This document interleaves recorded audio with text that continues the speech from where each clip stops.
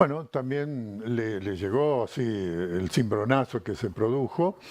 Ya la semana anterior había habido algunas dudas y entonces los operadores mayoristas decidieron no aceptar más pesos a ningún tipo de cambio, solamente los pagos en dólares. Eso duró un par de días, se volvió a la normalidad Ujú. y después del fin de semana otra vez tuvimos el mismo tema, que no aceptaban otro pago que no fuera en dólares. Ya de cualquier manera han empezado algunos operadores que a lo mejor tienen mejor información que otros Ujú. a aceptar el pago en pesos, que vos sabés cómo es el pago en pesos, en el caso de internacional, es el cambio oficial más el 30% de impuesto, del impuesto país, y el 35% de percepción de ganancias, que es la parte que se puede recuperar porque es una percepción, no es un impuesto. ¿Esto fue por parte de la incertidumbre que había? ¿Qué piensan ustedes en referencia a lo que es esta parte, Claro, esta bueno, pata? vos sabés que para el turismo el peor enemigo es la incertidumbre, Sí. porque automáticamente la gente deja de pensar en viajar, de consultar siquiera por un viaje. Y todo esto que está pasando así a nivel nacional produce incertidumbre. Por otro lado, también se ve esas ganas que tiene la gente de viajar, que inclusive supera a cómo se ha ido posicionando el turismo después de la pandemia. Ujú. ¿Qué quiero decir? Por ejemplo, las líneas aéreas, hay muchos menos vuelos que antes de la pandemia. Ujú. ¿Eso qué significa? Que con ese entusiasmo de la gente por viajar, esos vuelos se llenan. Y al llenarse los vuelos, aumentan el precio. Mm. Entonces, y ahí cuando hablamos de aumento de precios, se aumenta en dólares. Entonces, ahí se produce un primer choque de la gente con el entusiasmo por viajar y se encuentra que a lo mejor los precios ya no son los mismos que tenía en mente de antes de la pandemia. Pero eso la gente lo asimila muy rápidamente y sí lo que no asimila rápidamente es la incertidumbre. La incertidumbre es un freno total para esta actividad nuestra. ¿Hubo un aumento en estos 2 días, 3 días que pasamos por esta situación? No, no, no, no. En lo que hace internacional para nada. No, no veo que los aumentos serían en dólares, ¿no es Sí. cierto? No, no, no, no. Eso no afectó en absoluto esto porque en realidad el tema internacional es internacional, entonces los precios no básicamente se ponen acá, sino ya vienen como preestablecidos por los distintos lugares o países del mundo donde tiene su propia tarifa que ya se transforma en dólares. Ujú. Y en referencia a lo que es todo el sector, porque los operadores turísticos trabajan con hoteles, con, bueno, también lugares en distintos puntos, ya con todo, todo completo, ¿no? Sí. Todo el combo. ¿También allí tuvieron dificultad o no tuvieron dificultad? ¿Cómo lo pasaron ustedes? Y si continúa esta incertidumbre también. Sí, no, lamentablemente continúa, no, Mm. no está todavía claro el panorama. Y sí, como te decía, afecta, Ujú. pero no cambia básicamente lo que sería nuestra estructura de venta con los productos que tengamos, que no se ve reflejado en el precio, sí se ve reflejado en el cambio. Ujú. ¿No es cierto? Cuando vos pasás a peso, bueno, ahí ya cambia. Y como, si bien está el impuesto país, que es un impuesto, y está la percepción de ganancias, que sí tiene retorno, entonces ahí es donde la gente hace bien su cálculo, si le conviene pagar en dólares o le conviene pagar en pesos ese cambio, y puede tener esa devolución de la percepción de ganancias. Y nos decías, bueno, que luego de la pandemia la gente se atinó a viajar, ¿no? Empezó a viajar, le gusta esto, se dio cuenta que, bueno, con esto de la pandemia de quedarse encerrado por ahí Sí, no fue muy no, no, fue. positivo. Eh, Consultarle, ¿optaron más por viajar por Argentina, viajar al exterior? ¿Qué es lo que se vio? ¿Hubo un cambio también por ahí de Se pensamiento? habló mucho de un cambio de cómo la gente iba a encarar sus viajes de otra manera, que Ujú. iba a preferir más el viaje a la naturaleza y demás. No se está dando tanto eso Mm. de esa manera. Yo creo que en ese volumen de gente que está dispuesta a viajar, Sí hay un porcentaje que busca la naturaleza, pero creo que siempre ha sido así. Lo que pasa es que sí, hay más oferta de naturaleza. Entonces hay mucha gente que desconocía todos esos lugares y bueno, que a lo mejor se entusiasman y van ahí. Pero no es una marcada tendencia justamente, ni a nivel internacional ni a nivel de Argentina.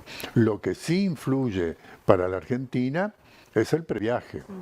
El previaje que, ya este va a ser el tercer previaje, el primero la gente como que desconfió mucho, no hubo mucha gente que aprovechó eso, se dio cuenta con el segundo que sí, que era efectivo, y ahí sí que fue una creciente muy importante de gente dispuesta a viajar, porque vio que ese beneficio lo podían tener, que creo que fue una medida excelente del gobierno, que si te pones a hacer números, el gobierno con los impuestos que cobra, porque tiene una virtud ese plan, que es todo en blanco, no hay manera de que haya algún sector que pueda hacer algo en negro. ¿Por qué? Porque primero se necesita una factura para poder ingresar al previaje y segundo, esa devolución está en una tarjeta. Entonces, al comprar con tarjeta, automáticamente se transforma en blanco. Eso es muy importante. Porque entonces el gobierno prácticamente recupera el total de ese 50% que le cede a la gente en un momento. Sí. Así que, y ahora con la tercera que va a ser del previaje, que va a tener algunas modificaciones, porque siempre hay algún atrevido que hace algo que no corresponde. Entonces, un poco la diferencia va a ser, se va a otorgar únicamente para viajes en temporada baja, como en este caso va a ser en principio entre agosto y fines de noviembre. Si bien todavía no está la regulación final, no está declarado, sí se abrió la posibilidad para que los prestadores podamos inscribirnos.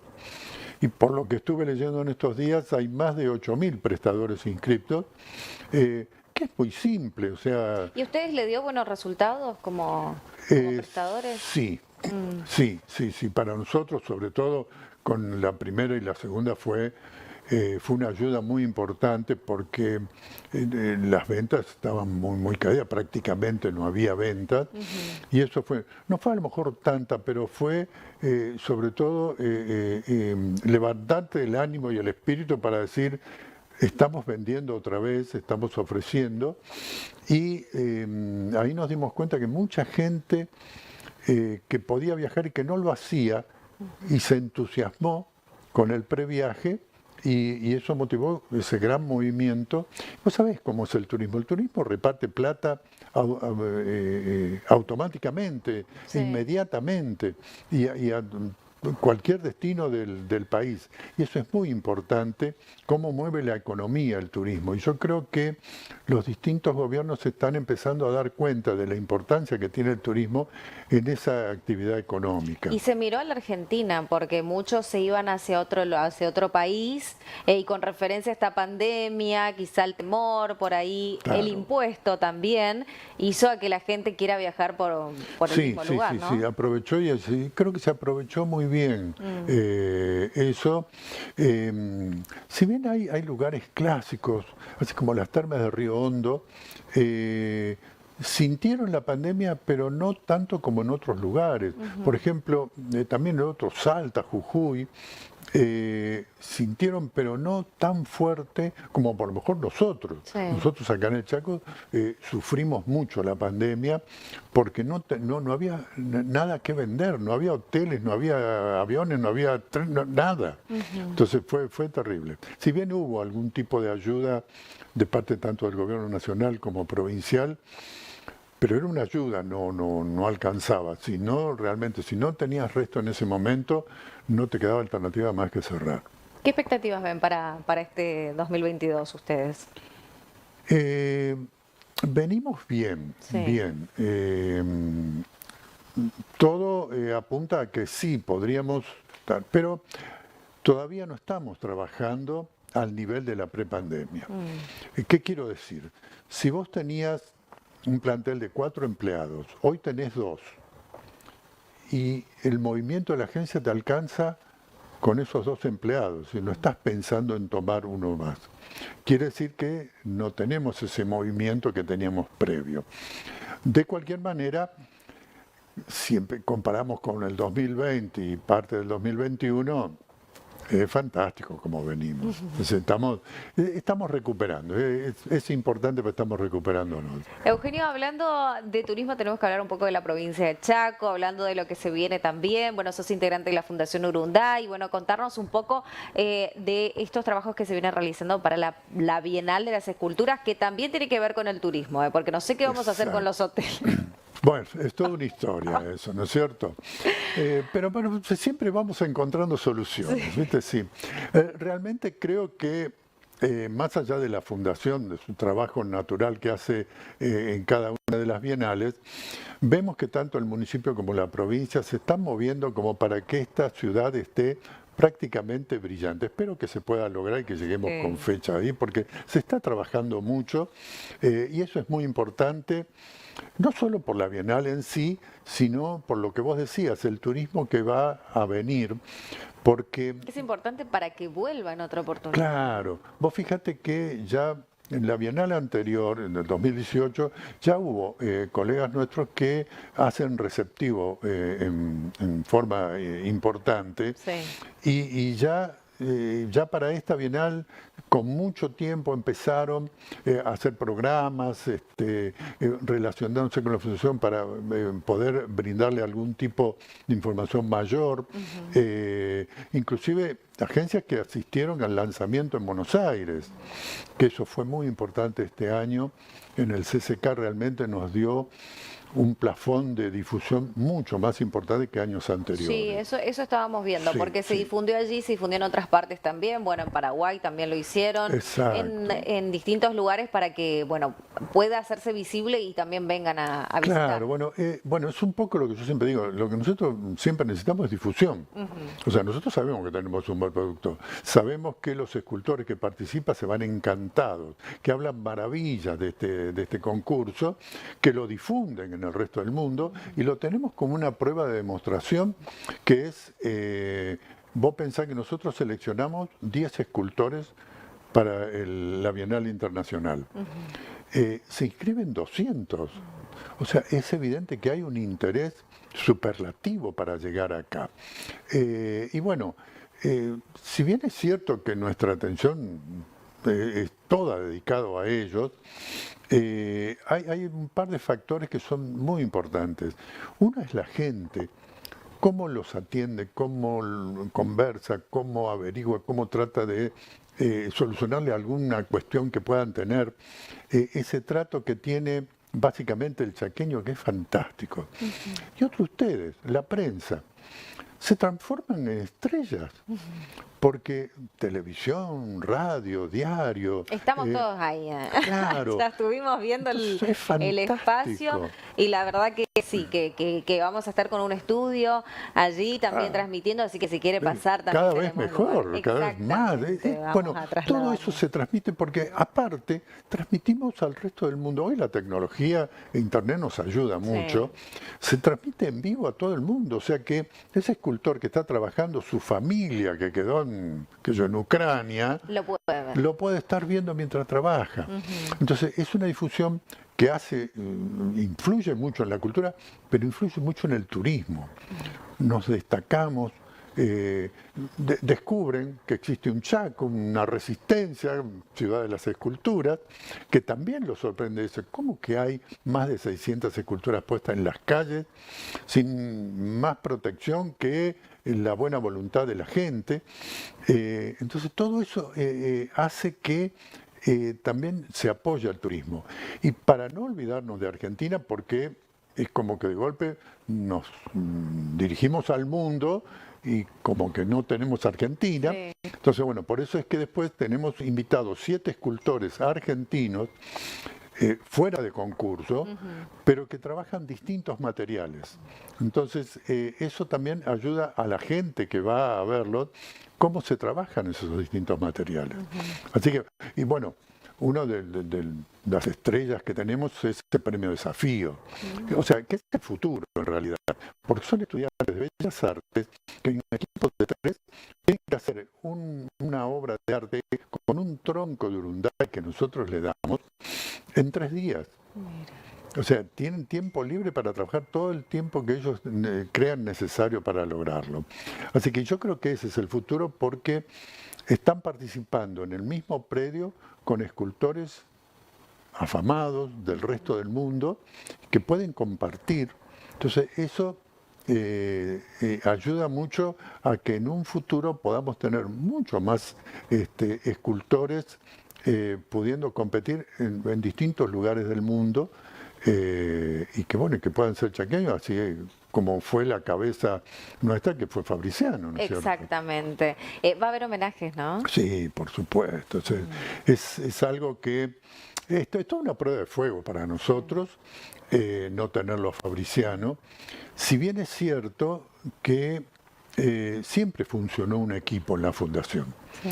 Entonces ese equipo sigue funcionando. A lo mejor, bueno, nos está faltando nada más que esa cabeza genial. No lo vamos a reemplazar, pero vamos a tratar de que, como decía él, que esta sea la mejor bienal de todas. Sí. Bueno, en eso estamos trabajando. Tal cual, no, se me pone la piel de gallina sí.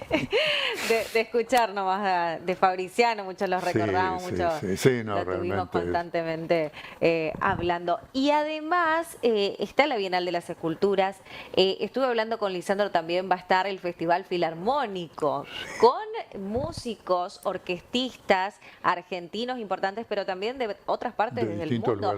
Y yo le decía, ¿van a estar por Zoom? No, van a venir aquí. No van a estar. 20 son, impresionante esto, Claro, esto también. y bueno, va a haber todo un movimiento con gente joven que van a poder después interactuar todos juntos.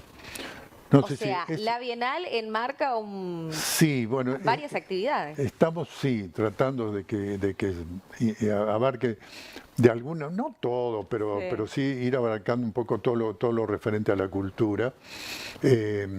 Inclusive también va a haber jornadas en lo que hace a la parte legal de todo lo que sea de la cultura, que también a lo mejor no se conoce, no se sabe bien cómo funciona y bueno, se va a hacer así acá un primer encuentro que eso va a ayudar a que podamos tener una realidad más real. Exactamente.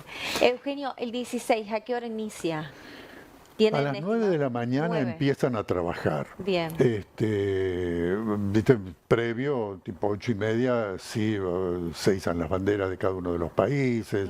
Es un acto protocolar muy breve. Y después sí, se da comienzo hasta el 23, donde ahí terminó.